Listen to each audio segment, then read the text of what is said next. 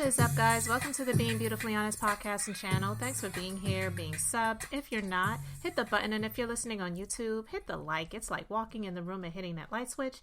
Let's brighten up the place and get into the real of reality TV. Now, I know I have not talked much about the Real Housewives of New Jersey over here on my podcast, but it is one of the shows that I have watched for years, for seasons, and admittedly, the past several seasons, I haven't really been in tune into much, but I will say this. I wanted to talk about this because there is talk about a full reboot happening for the Real Housewives of New Jersey, and I'm just going to share my thoughts on it because this is how I feel. Real Housewives of New Jersey, we're on season 14 at this point. And I just feel like a lot of these housewife shows, when it comes to the point when you're past that 10 season mark and those people that have been on the show from the beginning are still there, it's possibly time to do a full recast and reboot, or maybe just let it go, because I love watching the old seasons of Real Housewives of New Jersey, and sometimes when I don't ever have time, but when I'm multitasking and if I can do other things and have something on in the background, I will go back and watch old seasons of the Real Housewives of New Jersey, whether it's on Peacock, whether it's by way of the episodes that are airing on Pluto TV or Freevee, one of those, free apps that you can get on the Fire Stick. I will do that. And I get nostalgia from those old seasons because let me tell you something.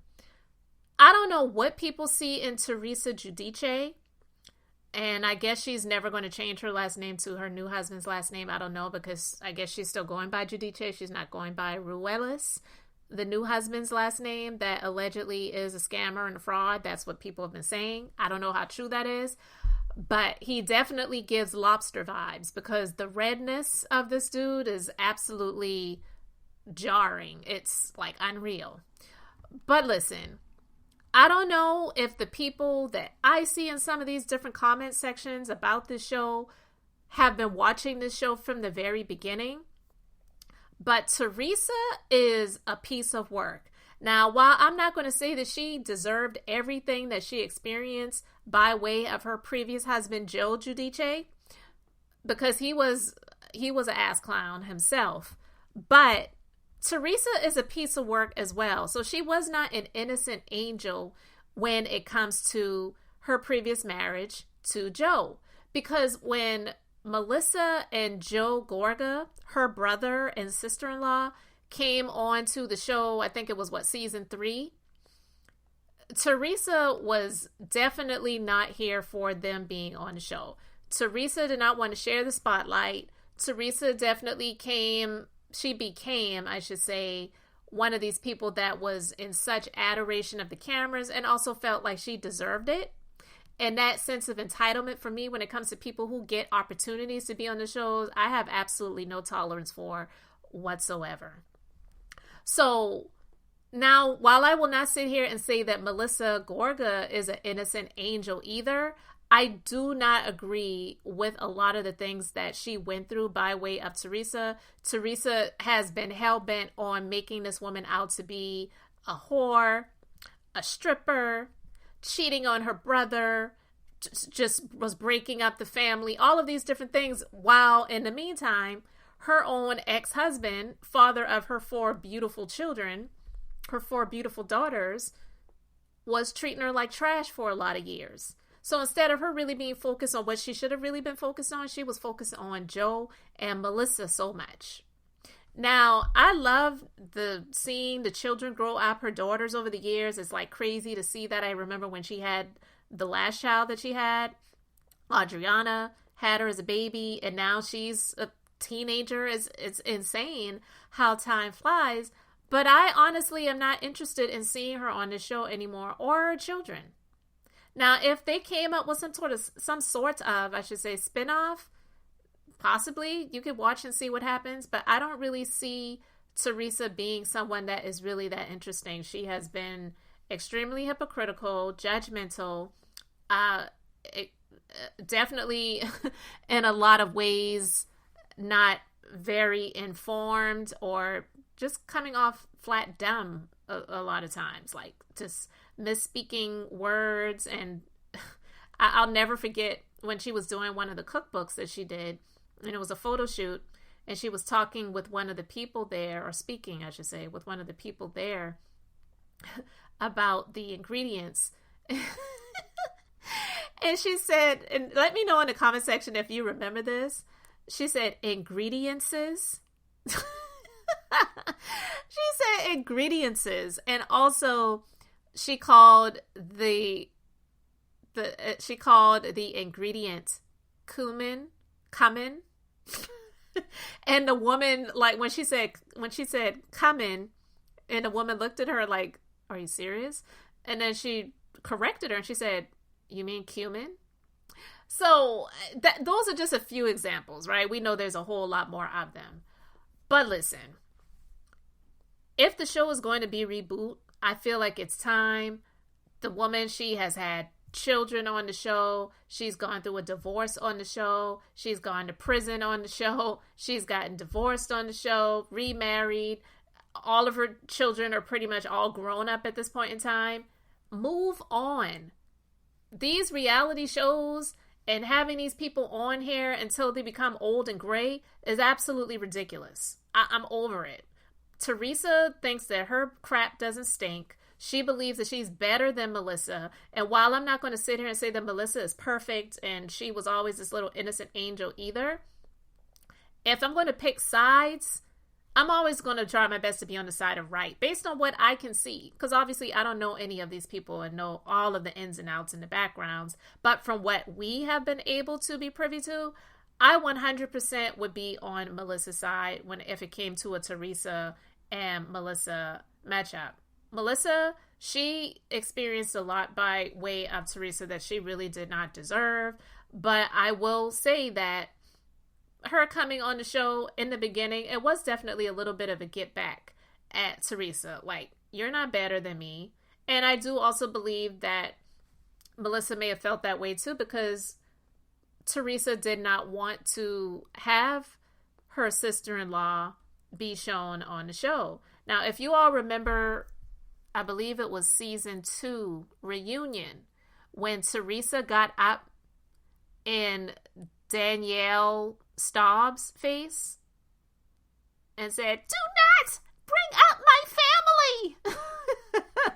Calling her all of the names in the book, calling her the C word, calling her trash, calling her a piece of garbage, calling her a MFing piece of bleep, and all the other bleeps that was happening. Actually, ironically, I just watched that episode yesterday.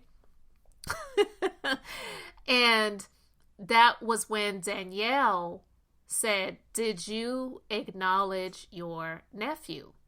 Now, that little tidbit of information was definitely something that Melissa reached out to Danielle about, to say, yeah, I had my baby, and Teresa, she didn't even acknowledge the birth of our child. So that was a little bit of get back, and maybe it was right, maybe it was wrong, maybe, you're indifferent to it. Either way, I do believe that even though it may have been wrong, Melissa did that because it was a little bit of get back. Because, not saying that Melissa wanted to showcase her birth on the show, but the mere fact that it wasn't even acknowledged on the show that, yeah, my brother and his wife, they just had a new baby. Like, she did not want to have Joe and Melissa on the show from the very beginning. She did not want them on the show. She didn't want her cousin Kathy on the show. She didn't want any of her other family to be on the show. Why? Because Teresa is a fame whore and a camera hog, and she doesn't want to share a spotlight with anybody that she feels is going to possibly take it away from her. So when Melissa came on the show, she was, a younger, I would say almost a younger version of Teresa. Now, while I believe they do have their similarities and their commonalities, they are two different individuals, period. And I do love the relationship that Joe and Melissa have. I love that Joe has always been here to look out for his wife, to support her, to take care of her, make sure she has everything that she wants and needs. And no, I'm not saying that their marriage and relationship is perfect, but I do believe that Teresa was jealous of the relationship that her brother Joe had with his wife versus the relationship that she had with her then husband Joe Giudice. And some people even felt like, and I could kind of understand where their feelings were with this, they kind of felt like Melissa was competition for Teresa. Not saying that she wanted to sleep with her brother, but damn, it was almost like she wanted her brother. It was very creepy and very weird. So I do believe that it is time for this show to have a reboot. I'm going to play a clip from Andy's podcast where someone called in to ask him a question about that, and then I'm going to share my thoughts on it. On your mind, Joanne? Hi. Hey. Can we please get rid of the Melissa and the Margaret story and let that end? It's just so boring now. Well, I mean, have you heard that we're going to do big changes to the show? I haven't heard that, no. Like I said, Yeah. I know in the beginning it was a good thing, but Melissa's storyline and Margaret's storyline is, and even that new girl, I don't even know her name, the girl with the big nose, or the bad nose job, like, everybody goes on the show going after the one person, the main person in the show, and it really never works out. They don't have their own storylines. She'll always get herself in trouble. She's, Teresa is going to always find somebody or something. She's like that, and she's interesting to everybody. But the Melissa story, that's so old. The Joe Gorga story, like, don't even get me started on that, man. All right, well, yes, we are rebooting the show. Thank you, Joanne. Andy sounded like he was over it, like, girl, bye. So he said, we are rebooting the show. Thanks for calling. Now, we'll see what the reboot looks like, but I 100% believe that it is time. And it's time for Teresa to go. I would even venture to say that it's time for Melissa and Joe to go. Because Teresa's been on it from the very beginning. Melissa came on season 3, and it's now at season 14. Melissa, her oldest child is now in college. And her 2 youngest children, the 2 boys, they are, whatever ages they are, but they're teenagers at this point. And I was watching reruns of season 10 on Peacock several days ago. And Melissa and Joe, I felt like it was a storyline at the time, but they were looking to possibly have another baby, and were looking into possibly, freezing her eggs and doing IVF or whatever. And at that time, I felt like, oh, okay, now they're really trying to have something interesting to talk about, because you can't tell me that they really wanted to have another baby at that point in time. I felt like that was just something that they were doing for a storyline. And I feel like when you get to the point where you're doing things like that, it's time for you to go. But the Real Housewives of New Jersey, I would say a reboot, maybe not a full recast, but a reboot. I believe it is time for all of the others to go. I would even say keeping the 2 newest ladies on, Danielle and Rachel, I believe her name is, but the blonde and the dark-haired woman, keep them on as the anchors, and then bring on other newer, younger people. And New Jersey, it doesn't look like they, at least the area that they're in, the Franklin Lakes or whatever, other areas that they are in, it really doesn't have any shortage of people that actually do have money and do not mind being seen on camera. So I don't believe that it would be a hard thing for them to be able to get done or to do. But I digress. Yeah, I believe it is time for a reboot or recast for the Real Housewives of New Jersey. And it's time for Teresa 100% to go. And I would say 95% time for Melissa. 95% time for Melissa Gorga to go. But Teresa, 100%. These people that are trying to give her like this remade image and likeness of being this great, amazing person, she's the same person she was from the very beginning. Teresa is not the greatest of the great. She really is not. She's endured a lot. She's gone through a lot. Obviously, she's still standing. And, you know, I guess kudos to her for being able to still stand after going through everything that she's gone through. But does she deserve to still be on the show? Because I saw a comment that she made recently about, you know, she is going to be on the show to the end because she was the one that started it. Girl, you did not create the show. You were cast on it just like everybody else who has been cast on the show. And just like she was cast on the show before, she can be booted off of it to make way for somebody else to come on board. Now, she was recently on Kelly Ripa's podcast, and she was talking about never filming with Melissa ever again. Never, ever sharing camera time with her ever again. So we know that she has been calling Melissa a whore and trying to allege that when she years ago was trying to allege that Melissa was a stripper, what she actually was insinuating, guys, not that she was just somebody that was working at a strip club, but you know how some strippers, they do other things to make money and not just performing on the stage, if you get my drift. That's actually what Teresa was trying to insinuate about Melissa. So honestly, if I were Melissa, I wouldn't want to have anything to do with her ever again either.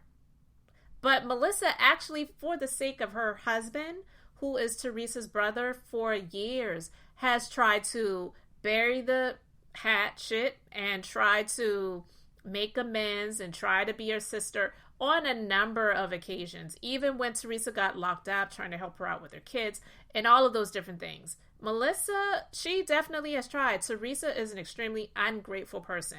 You could do something for her and 5 minutes later, she would not have remembered about it. She doesn't care. She's extremely self-centered. So she says to Kelly, never again. First of all, to me, family is so sacred. I'm all about, you're Italian, Kelly. I'm all about the Godfather movie. You never go against the family. I live by that. I stand by that. I'm a loyal person. Anyone that actually comes out to really like say they're a loyal person but not prove that they're a loyal person usually are not. So if she's such a family person and so loyal to her brother, then why wouldn't she go out of her way to show that loyalty for her family, her brother Joe, which is her only sibling, right? So with all of those things being said, that just shows how hypocritical she really is. Now, while I could pull up these things myself, I'm actually going to just read it straight from the blog's mouth, Reality Tea, on some of Teresa's most hypocritical moments. These are just some of them. There are a whole lot more of them, but these are just a few of her most hypocritical moments from the show. So it's always interesting when a Real Housewives star decides to develop a moral fiber. But when Teresa Giudice started spouting on about an end to the season 14 toxicity, I perked up. For years, the Real Housewives of New Jersey star has been the one holding the ladle, stirring the pot. Teresa has done a lot of things through her 14 years on Bravo, and most of them were questionable acts. I find it laughable that she has now started to share that her co-stars are against her. They are coming for her family, and everyone wants to destroy her happiness. In my opinion, 3 things in the world deserve no mercy: hypocrisy, fraud, and tyranny. And hasn't Teresa committed all 3? Season 2 showed Teresa raging against the foe, Danielle Staub. The mother of 4 had already called her a prostitution whore and flipped a full Italian feast over. But for Teresa, that wasn't enough. She wanted Danielle to shake in her full Christian Louboutin pumps. The scene itself was quite horrendous. The OG started strong, claiming she was the sweetest, nicest person. When Danielle dared to balk at that sentiment, Teresa pounced, asking, "Is bitch better?" Then she proceeded to physically chase the mother of 2 around the New Jersey country club like animals. Now, you all who were watching from the beginning, you remember that scene like yesterday. Margaret Josephs has been on her, meaning Teresa's, radar for seasons now, but no one ever thought she would enlist Danielle to do her dirty work. RHONJ viewers watched during season 10 as Marge was ambushed while shopping. Now, I just watched that season a few days ago. It was later revealed that Teresa played a big part in the attack when Danielle ratted her out. While talking to Melissa Gorga, Danielle revealed she didn't plan that attack, but Teresa and designer Stephen Dan influenced her. During the season finale, Teresa was confronted about her part in the hair pull. It was obvious she was cornered, so she did what she does best. She freaked out, poured her drink on the cameraman, and stormed off.